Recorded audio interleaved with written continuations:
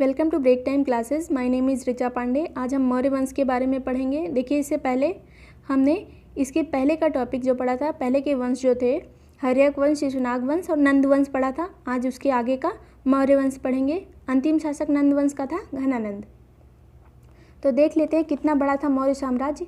अभी तक का एंशिएंट हिस्ट्री से लेके अभी तक का जितने साम्राज्य हैं, सबसे बड़ा जो शासन था वो चंद्रगुप्त मौर्य का मौर्य प्रशासन का ही था। पूरा मध्य एशिया से लेके बांग्लादेश, पूरा इंडिया, केवल साउथ के कुछ सिटी जो राज्य थे, सत्यपुत्र, केरलपुत्र, पांड्य, इनको छोड़ के पूरे इंडिया पे और मध्य एशिया पे शासन था चंद्रगुप्त मौर्य का। देख लेते हैं कि मौर्य वंश का उद्भव कैसे हुआ था और इसकी जानकारी कैसे प्राप्त करते हैं, इसके स्रोत क्या हैं। नंद वंश का अंतिम शासक घनानंद को मारकर जिस व्यक्ति ने मौर्य वंश की स्थापना की, उसका नाम यूनानी लेखकों ने सेंड्रोकोट्स बताया है। क्या नाम बताया? सेंड्रोकोट्स। किसे? चंद्रगुप्त मौर्य को ही सेंड्रोकोट्स कहा गया है। किसने कहा? यूनानी लेखकों ने। और चंद्रगुप्त मौर्य को ही ऐसा बोला गया है, सेंड्रोकोट्स कहा गया है। ये किसने पता लगाया? तो एक ब्रिटिश नागरिक थे, ब्रिटिश अधिकारी सर विलियम जोन्स। इन्होंने एशियाटिक सोसाइटी की स्थापना की, जिसका काम था भारतीय जो ग्रंथ हैं उनका इंग्लिश में अनुवाद करना, जिससे जो अंग्रेज हैं वो हमारे बारे में ज़्यादा जानकारी इकट्ठा कर पाएँ, संस्कृति के बारे में, धर्म के बारे में, और उन्हें आसानी हो हमारे ऊपर रूल करने में। तो इस तरह से एशियाटिक सोसाइटी की स्थापना करके उन्होंने पता लगाया कि जिसे संस्कृत में चंद्रगुप्त मौर्य कहा जाता है, यूनानी लेखकों ने उन्हें उसे ही सेंड्रोकोट्स बताया है। और कुछ जानकारी के स्रोत जो हैं मौर्य वंश के, वो निम्नलिखित हैं। पहला है कौटिल्य का अर्थशास्त्र। देखिए, कौटिल्य कौन था? चंद्रगुप्त मौर्य का प्रधानमंत्री। इसी की मदद से चंद्रगुप्त मौर्य ने पूरे साम्राज्य को, मौर्य साम्राज्य को जीता, घनानंद को हरा के, नंद वंश का पतन करके। देखिए, जो कौटिल्य था वो तक्षशिला का एक प्राचार्य था, टीचर था। तक्षशिला एक बहुत बड़ा विश्वविद्यालय था उस टाइम पे। तो वहाँ एक बैठक हुई जिसमें कहा गया कि भारत छोटे छोटे खंडों में बटा हुआ है, इसे कोई भी बाहरी आके हमला कर सकता है, तो भारत को एक अखंड भारत बनाते हैं। तो चाणक्य जो था कौटिल्य, वो आया मगध के पास, क्योंकि मगध उस टाइम बहुत बड़ा साम्राज्य था। तो घनानंद के पास से आया, तो घनानंद ने इसकी बात नहीं मानी और इसका उपहास किया, इसकी बेइज्जती की चाणक्य की। तो रास्ते में जा रहा था और धमकी दे के आया चाणक्य कि मैं तुम्हारे राज्य का पतन कर दूंगा, नंदवंश का पूरे, और देखते हैं तुम कैसे राज्य करते हो। तो रास्ते में एक जगह बैठा था, कुछ बच्चे खेल रहे थे, उसमें से एक बच्चा राजा बना हुआ था और वो सबको न्याय दिला रहा था खेल में ही। तो उसे लगा कि इसके अंदर राजा बनने के गुण हैं। तो उसके माता पिता के पास गया चाणक्य और उसे लेके तक्षशिला चला गया। वहाँ शिक्षा दीक्षा दी, राजनीति के बारे में, धनुर्विद्या, सभी चीज़ सिखाई, उसे लड़ना सिखाया, और उसके बाद उसको यूज़ किया नंदवंश के पतन में। इस तरह चाणक्य ने और चंद्रगुप्त मौर्य ने मिलके नंदवंश का पतन कर दिया, घनानंद को हरा के। तो ये कौटिल्य का जो अर्थशास्त्र है, उसी कौटिल्य की बात की गई है। देखिए, इस अर्थशास्त्र में किसी भी राजा का नाम नहीं लिया गया है। ये राजनीति के ऊपर एक पुस्तक है। अगला विवरण जो है मौर्य वंश का कहाँ से प्राप्त होता है? मेगस्थनीज की इंडिका से और अन्य यूनानी विवरण। मेगस्थनीज कौन था? ये सेल्यूकस का राजदूत था, राजदूत बन के आए थे सेल्यूकस से। सेल्यूकस को चंद्रगुप्त मौर्य ने हराया था। उसके बाद ये वहीं से आ गया था, 3-4 साल चंद्रगुप्त मौर्य के दरबार में रहा। उसने एक पुस्तक लिखी जो हमारे लिए बहुत सारी जानकारी उपलब्ध कराती है मौर्य साम्राज्य के बारे में। इस पुस्तक का नाम था इंडिका। देखिए, मूल रूप में उपलब्ध नहीं है, लेकिन इसको छोटे छोटे पार्ट में यूनानी जो लेखक थे उन्होंने एक साथ संकलित किया है। अगला जो है रुद्रदामन का जूनागढ़ अभिलेख। इससे भी मौर्य साम्राज्य के विषय में जानकारी प्राप्त होती है। देखिए, रुद्रदामन जो था वो शक राजा था, शक प्रशासन का राजा था। तो इसने जूनागढ़, यानी गुजरात में है जूनागढ़, इसे गिरनार अभिलेख भी कहते हैं। इससे मौर्य वंश की जानकारी प्राप्त होती है। अगला जो है विशाखदत्त की मुद्रा राक्षस। विशाखदत्त ने एक पुस्तक लिखी जिसका नाम है मुद्रा राक्षस। उसमें भी मौर्य वंश की जानकारी प्राप्त होती है। और मुद्रा राक्षस पर एक टीका लिखी है ढूंढीराज ने। देखिए, अगर पूछा जाए कि मुद्रा राक्षस किसने लिखी, तो विशाखदत्त ने, और इस पर एक टीका लिखी है ढूंढीराज ने। तो इससे भी हमें मौर्य वंश की जानकारी प्राप्त होती है। अगला क्या है? बौद्ध और जैन ग्रंथों से भी हमें जानकारी प्राप्त होती है मौर्य साम्राज्य की। बौद्ध ग्रंथ कौन से थे? वो सिंगली ग्रंथ जो थे। सिंगली ग्रंथ किसे कहते हैं? दीपवंश और महावंश को एक साथ कर दिया जाए तो वो सिंगली ग्रंथ हो जाते हैं। सिंगली ग्रंथ किसे कहते हैं? दीपवंश और महावंश ग्रंथ को। और कुछ जैन ग्रंथ हैं जैसे परिशिष्ट वर्मन, उसमें भी मौर्य साम्राज्य की जानकारी प्राप्त होती है। और हेमेंद्रकृत बृहत कथा मंजरी एक पुस्तक है, बृहत कथा मंजरी, जिसे हेमेंद्र ने लिखा है। इससे भी हमें मौर्य साम्राज्य के विषय में जानकारी प्राप्त होती है। एक है लास्ट सोमदेव कृत कथा सरित सागर, इससे भी हमें जानकारी प्राप्त होती है। कथा सागर किसने लिखी? सोमदेव ने।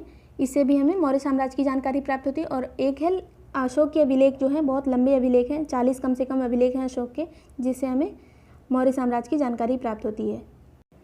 एक पुस्तक लिखी गई कथा सागर, जिसे सोमदेव ने लिखा, इससे भी हमें जानकारी मिलती है। और अशोक के अभिलेख, इससे तो बहुत बड़े पैमाने पे हमें मौर्य साम्राज्य की जानकारी मिलती है। कई अभिलेख लिखवाए थे अशोक ने। अब देखते हैं कौटिल्य के अर्थशास्त्र के बारे में कुछ इंपॉर्टेंट चीज़ें। कौटिल्य का नाम क्या था? विष्णुगुप्त या फिर चाणक्य, दोनों नाम थे। और ये पुस्तक किस पे है? राजनीति और लोक प्रशासन पे, पहली पुस्तक है ये। और कौटिल्य को कहा जाता था भारत का मैकियावेली। देखिए एग्जाम में आ सकता है, भारत का मैकियावेली किसे कहा जाता था? तो कौटिल्य को कहा जाता था। इसके अलावा भारत का मुक्तिदाता किसे कहा जाता था? तो वो चंद्रगुप्त मौर्य को कहा जाता था। अर्थशास्त्र के बारे में जानते हैं। अर्थशास्त्र में कुल 15 अधिकरण, 180 प्रकरण और 6000 श्लोक हैं। यह अन्य पुरुष शैली में लिखा गया है। जो सबसे इम्पोर्टेंट चीज़ है अर्थशास्त्र के बारे में, वो है सप्तांग सिद्धांत। देखिए इसने जो राज्य है उसको 7 अंगों में बांट दिया। पहला जो अंग है स्वामी। कौटिल्य कहता है कि जो स्वामी है वो किसी राज्य का सिर होता है, मतलब सिर जो है ये है स्वामी, राजा। सेकंड क्या है? अमात्य। अमात्य कुछ अधिकारी होते हैं जो राज्य की आँखें होती हैं। अमात्य क्या है? आँखें किसी राज्य की। जनपद, जनपद मतलब राज्य क्षेत्र जो होता है वो राजा का क्या होता है? किसी राजा की जंघाएं होती हैं, जांघें। फोर्थ दुर्ग। दुर्ग यानी किला। किला वो किसे कहता है? बाहों को। मनुष्य की बाहें वो किले के रूप में होती हैं, किलों को वो बाहों के रूप में लेता है। कोश, कोश वो मुख के रूप में लेता है। दंड मतलब मस्तिष्क। दंड यानी सेना। सेना जो होती है वो मस्तिष्क का होती है किसी भी राज्य की। और 7th है मित्र, मतलब 7वां नंबर कौन सा है? मित्र। मित्र क्या होते हैं? कान। किसी राज्य के कान उसके मित्र होते हैं। इस तरह से उसने 7 अंगों को राज्य के बारे में बताया। कौटिल्य ने 18 तीर्थों का वर्णन भी मिलता है इसके अर्थशास्त्र में। इसने बताया कि 18 तीर्थ यानी 18 अधिकारी। तीर्थ किसे कहते थे? उस टाइम मौर्य साम्राज्य में अधिकारियों को तीर्थ कहा जाता था। अब देखते हैं अर्थशास्त्र में कुछ और बातें कही गई हैं। गूढ़ पुरुष। गूढ़ पुरुष किसे कहा गया है? जो गुप्तचर होते थे उन्हें गूढ़ पुरुष कहा जाता था। और जो ये विभाग होता था गुप्तचर वाला, उसे महामात्यप सर्प कहते थे। महामात्यप सर्प। जहाज रानी की बात की गई है कि जहाज रानी जो विभाग होता था वो राजा के अधीन होता था। शूद्रों की बात की गई है। चाणक्य कहता है कि शूद्र जो है वो भी आर्य हैं। तो इस तरह से जो सेना में भर्ती होते थे सिर्फ ब्राह्मण, क्षत्रिय और वैश्य, तो शूद्रों की भी भर्ती होने लगी क्योंकि वो शूद्रों को भी आर्य कहता था। दास प्रथा। चाणक्य ने बताया है कि 9 प्रकार की दास प्रथा है अभी इंडिया में। उस टाइम की बात करता है वो। मौर्य साम्राज्य में 9 प्रकार के दास होते हैं। याद रखिएगा, ये एक चीज़ इंपॉर्टेंट है। भू राजस्व कहता है कि 1/6, जो 1/6 होता है वो भू राजस्व लिया जाता है। देखिए उस टाइम एंशिएंट हिस्ट्री में ज़्यादातर जो राज्य थे वो 1/6 ही लेते थे भू राजस्व। अब देखते हैं चाणक्य का ख़त्म हो गया क्या? कौटिल्य की जो अर्थशास्त्र थी उसका पाठ खत्म हो गया। अब पढ़ते हैं मेगास्थनीज की इंडिका। देखिए मेगास्थनीज कौन था? ये सेल्यूकस का राजदूत था, अभी आपको बताया। यह 304 से 299 ईसा पूर्व की बात हो रही है तक चंद्रगुप्त के दरबार में रहा। और इंडिका अपने मूल रूप में उपलब्ध नहीं है। अनेक यूनानी लेखकों Arrian, Strabo, Plutarch, Pliny, Justin, Diodorus आदि ने इसके बारे में लिखा है। इंडिका के बारे में मूल रूप में उपलब्ध नहीं है, बहुत पुरानी पुस्तक है। इसके बारे में इतना याद रखना है कि सेल्यूकस का राजदूत था मेगास्थनीज, और कब से कब तक रहा? 304 से 299 ईसा पूर्व तक। और इंडिका के बारे में निम्न वर्णन उपलब्ध है। सबसे पहले मेगास्थनीज लिखता है, शासक का वर्णन करता है कि शासक जो थे वो बहुत महान शासक हुआ करते थे। इनकी अंगरक्षक जो होती थी महिलाएं होती थी, जो सशस्त्र महिलाएं इनकी रक्षा करती थी। ये शासक के बारे में कहता है। और बताता है पाटलिपुत्र का वर्णन करता है कि ये बहुत अच्छा साम्राज्य है, बहुत अच्छा नगर है। इसकी तुलना यूनानी नगरों से करता है। कहता है कि यहाँ पे जो दुर्ग बनाए गए हैं वो किसी भी यूनानी जो शासक हैं उनके दुर्गों से बहुत अच्छे हैं, ऐसा कहता है मेगास्थनीज। नगर प्रशासन की बात करता है कि जो नगरों की जो सुरक्षा की जाती थी वो 6 प्रकार की समितियाँ होती थी। हर समिति में 5 लोग होते थे। इस प्रकार 30 लोग मिलके पूरे नगर का प्रशासन संभालते थे। सैन्य प्रशासन के बारे में कहता है कि यहाँ की सैनिक व्यवस्था बहुत अच्छी है। राजस्व प्रशासन के बारे में कहता है कि देखिए जो कौटिल्य था वो कहता है कि 1/6 लिया जाता है राजस्व, लेकिन जो मेगास्थनीज है वो कहता है कि 1/4 लिया जाता है। तो ये दोनों लोग अपने अपने हिसाब से जैसा इन्हें समझ में आता है वैसा लिखते हैं। जहाँ तक कौटिल्य की बात ज़्यादा सही है, क्योंकि एंशियंट हिस्ट्री में हर जगह 1/6 ही लिया जाता था। और मेगास्थनीज लिखता है, उत्तरापथ का वर्णन करता है। उत्तरापथ एक मार्ग था जो वर्तमान में जो जीटी रोड है, सबसे पहले चंद्रगुप्त मौर्य ने ही इसका निर्माण करवाया था उत्तरापथ का। बाद में शेरशाह सूरी आया तो इसी को पक्की सड़क बना दिया, जिसे कहता था वो शेरशाह सूरी रोड। उसके बाद फिर ऑकलैंड आया जो ब्रिटिश गवर्नर था, उसने इसका नाम रख दिया GT road, grand trunk road. और मेगास्थनीज ने सोने की खानों का वर्णन किया है। कश्मीर में वो कहता है दर्दिस्तान में सोने की खाने हैं और यहाँ चींटियाँ काम करती हैं सोना निकालने के लिए, बुरादे में कन्वर्ट करती हैं, फिर उसे निकालती हैं। मेगास्थनीज को जो समझ में आता था वो उसको लिख देता था। अब है इसके मेगास्थनीज के बारे में कुछ भ्रामक विवरण है कि मेगास्थनीज ने जो चीज़ लिखी है कि पूरी तरह से सही नहीं हो सकती। देखिए, मेगास्थनीज कहता है कि 7 प्रकार की जातियाँ थीं, 7 प्रकार की जातियों का वर्णन करता है, लेकिन हमें पता है कि एंशियंट हिस्ट्री से ही कि शुरुआत से 4 प्रकार की जातियाँ ब्राह्मण, क्षत्रिय, वैश्य, शूद्र ही इंडिया में थे। इस तरह से ये गलत हो जाता है। दास प्रथा के होने का वर्णन कहता है कि ना होने का वर्णन करता है, कहता है कि दास प्रथा नहीं थी। लेकिन कौटिल्य देखो इसी जगह पे लिखता है कि 9 प्रकार के दास होते थे इंडिया में। ये दासों को इसलिए कहता था नहीं है क्योंकि उस टाइम इसके देश में जो दास होते थे उनके ऊपर बहुत यातनाएँ की जाती थी, उतना इसे इंडिया में देखने को नहीं मिला, तो इसे लगा कि दास प्रथा होती ही नहीं है इंडिया में।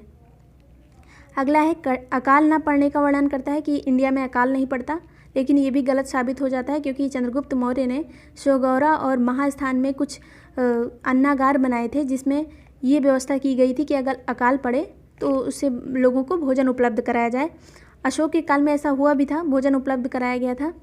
और चंद्रगुप्त के मौर्य के काल में भी अकाल पड़ा था, ऐसी जानकारी प्राप्त होती है, तो यहाँ पे ये गलत हो जाता है मेगास्थनीज। लेखन कला के अभाव का वर्णन करता है, कहता है कि लेखन कला मौजूद नहीं थी, लेकिन हमें पता है कि वेद पुराण जो हैं वो पहले ही लिखे जा चुके थे, तो लेखन कला मौजूद थी, तभी लिखे गए थे। कुछ अन्य महत्वपूर्ण विदेशी लेखक हैं जैसे Strabo, Diodorus, Pliny, Arrian, Plutarch, Justin आदि।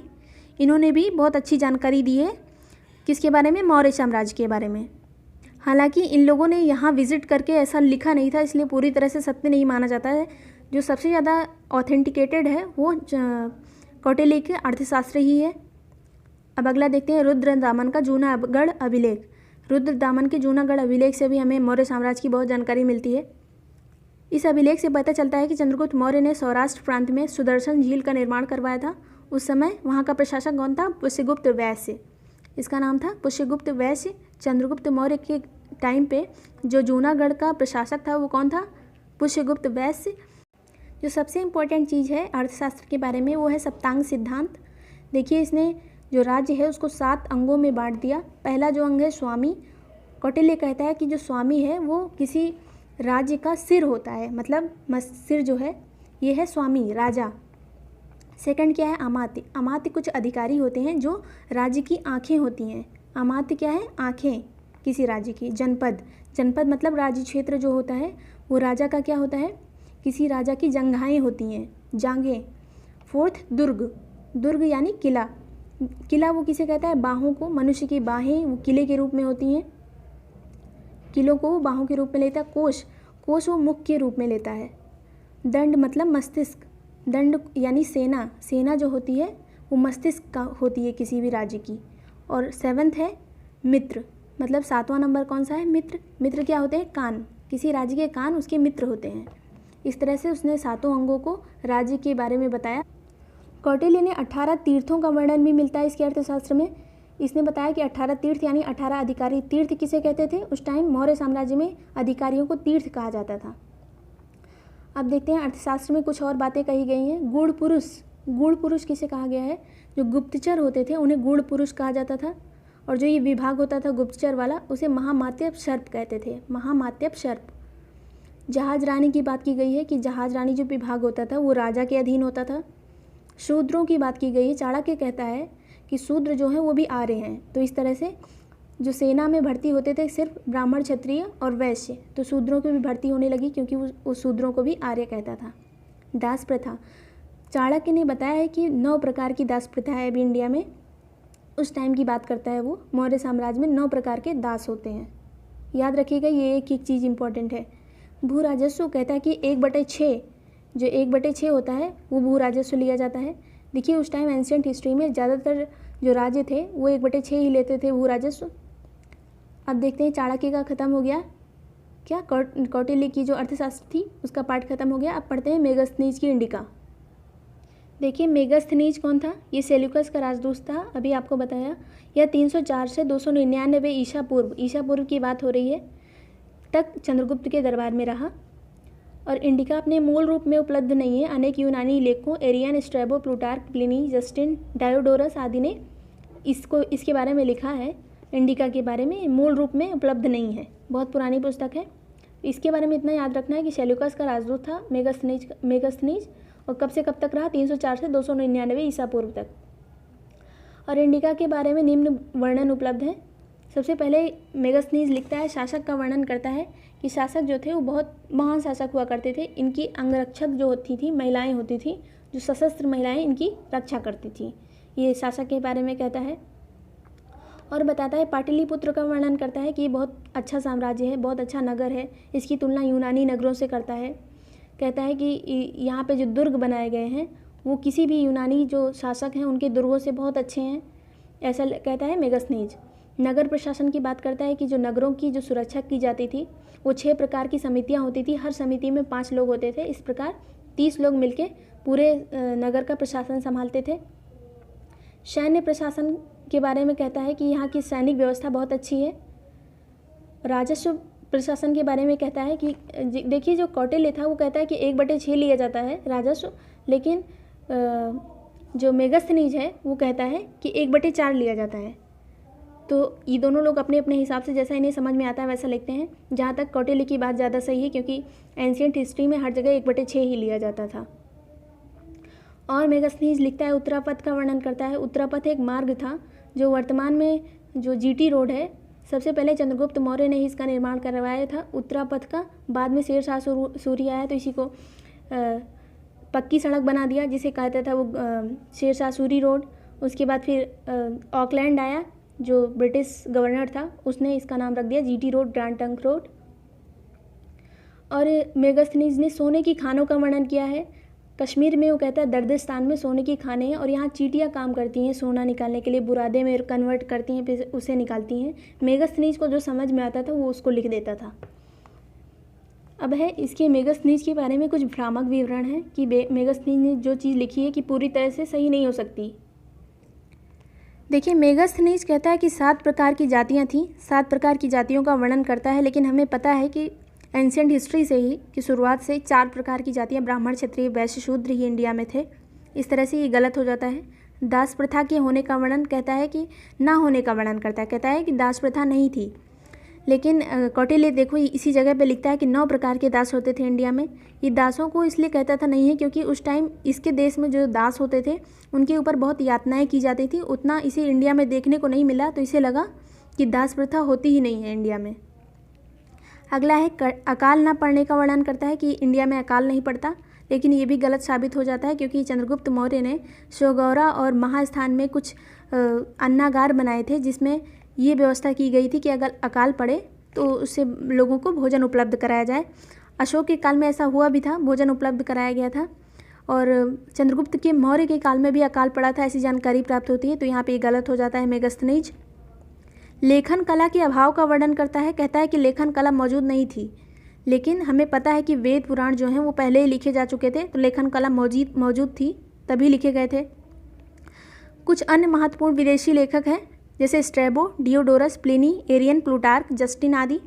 इन्होंने भी बहुत अच्छी जानकारी दी है किसके बारे में, मौर्य साम्राज्य के बारे में। हालांकि इन लोगों ने यहाँ विजिट करके ऐसा लिखा नहीं था, इसलिए पूरी तरह से सत्य नहीं माना जाता है। जो सबसे ज़्यादा ऑथेंटिकेटेड है वो कौटिल्य के अर्थशास्त्र ही है।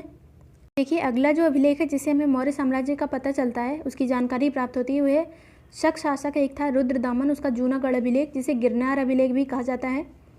इसमें लिखा है, इससे पता चलता है कि चंद्रगुप्त मौर्य ने सौराष्ट्र में सुदर्शन झील का निर्माण कराया था। उस समय यहाँ का प्रशासक कौन था, पुष्यगुप्त वैश्य। देखिए चंद्रगुप्त के समय में वहाँ का जूनागढ़ का प्रशासक था पुष्यगुप्त वैश्य, इसने सुदर्शन झील का निर्माण कराया था। और इसी अभिलेख में लिखा है कि अशोक के समय झील का पुनर्निर्माण कराया गया और उस समय वहाँ का राज्यपाल कौन था, तुषाप। चंद्रगुप्त के समय पुष्यगुप्त था, अशोक के समय तुषाप था, और रुद्रदामन के समय झील का एक बांध बनाया गया, बांध का पुनर्निर्माण किया गया, और उस समय यहाँ का गवर्नर कौन था? यहाँ सुविशाख था। अगला देखते हैं, स्कंदगुप्त के समय फिर से बांध का पुनर्निर्माण कराया गया। उस समय राज्यपाल कौन था? पर्णदत्त, और नगर प्रशासक कौन था? चक्रपालित। दोनों ने मिलकर इस झील का पुनर्निर्माण कराया। इस तरह से जूनागढ़ जो अभिलेख था रुद्रदामन का, इसमें 4 लोगों की जानकारी प्राप्त होती है। कौन कौन से शासक? चंद्रगुप्त मौर्य, अशोक, रुद्रदामन और स्कंदगुप्त। और इनके प्रशासक कौन कौन थे? किसके काल में कौन सा राज्यपाल था, ये भी याद रखिए। तो चंद्रगुप्त मौर्य के समय था पुष्यगुप्त वैश्य, अशोक के समय था तुषाप, रुद्रदामन के समय कौन था? सुविशाख, स्कंदगुप्त के समय कौन था? पर्णदत्त, और इस समय नगर का प्रशासक कौन था? चक्रपालित। इस तरह से ये चीज़ रटने वाली है, आप याद कर लीजिएगा। इस तरह से आज हमने क्या क्या पढ़ा? पहले पढ़ा कौटिल्य का अर्थशास्त्र, जिससे हमें पता चलता है कि कौटिल्य क्या कहता है कि साप्तांग सिद्धांत की बात करता है। राज्य जो है उस शरीर के 7 अंग के हिसाब से उसकी तुलना करता है साप्तांग सिद्धांत की, और राजा को उसमें सर्वश्रेष्ठ बताता है। मित्र तक 7 लोग थे, 7वां कौन था? मित्र। दूसरा कौन था? अमात्य, जो आँखें थी किसी राज्य की आँखें।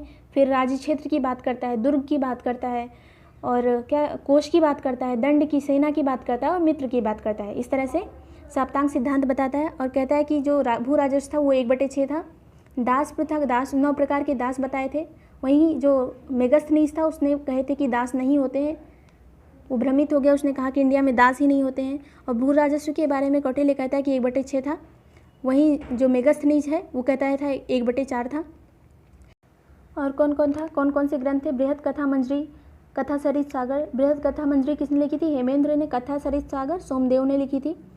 और बौद्ध ग्रंथ जो थे, सिंगली ग्रंथ, महावंश और दीपवंश, और इसके अलावा परिशिष्ट वर्मन जो जैन ग्रंथ है, परिशिष्ट वर्मन, उसमें भी मौर्य साम्राज्य की जानकारी प्राप्त होती है, चंद्रगुप्त मौर्य। इसके अलावा अशोक के अभिलेख से हमें बहुत बड़े पैमाने पर मौर्य साम्राज्य की जानकारी मिलती है। लेकिन अशोक का अभिलेख अगर पढ़ने के लिए स्तंभ लेख उसके थे, गुहा लेख और शिलालेख, इनको पढ़ने के लिए हमें एक पूरी क्लास चाहिए, पूरा एक वीडियो उस पर होना चाहिए। ये वीडियो बहुत लंबा हो जाएगा, इसलिए आज के लिए इतना ही। Thank you so much for watching break time classes.